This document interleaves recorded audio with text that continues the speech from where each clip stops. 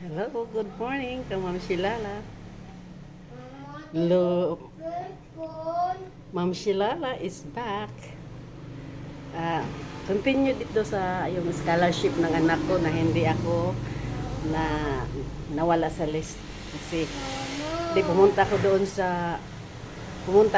sa organizer ng kabuuhan ng scholarship ng mga opisyalis dito sa Calvayo. Ayun, napasali ang mama ngayon. Ngayon na yung payout namin pero umayang 12. Kasi ngayon yung Upper Valley, yung sa mga bundok, sa mga Seven Hills, malayong lugar. Kami sa barangay na malapit sa city, mamayang mga 1. Galing ako doon. Mamaya may pangbigas-bigas na si Ma'am Shilala. Kababalik ko lang kasi minsan kasi pag walang nanonood, nakakapagod din. At ang apo ko, hinihingi din yung cellphone ko kaya hindi ako nakaka-vlog. Ay, mahirap kasi si Ma'am Shilala. Hello. Say hello to the vlog. Hello to the vlog. Hello po. Kumusta po kayo? Subscribe to Ma'am Shilala.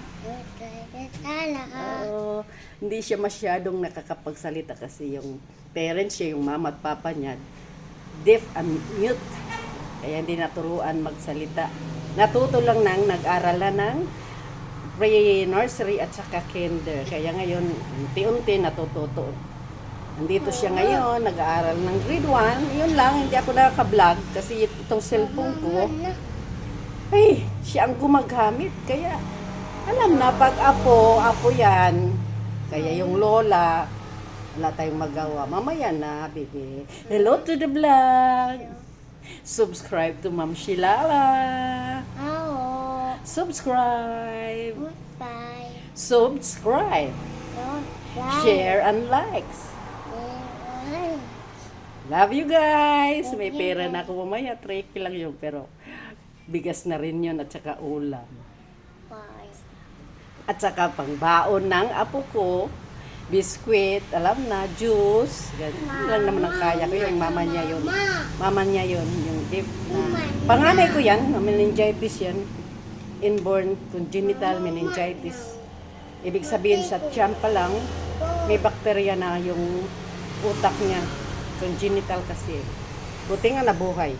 Ayun, pag congenital talaga, totally damaged sa kumatos, mapapatay, o paralyzed.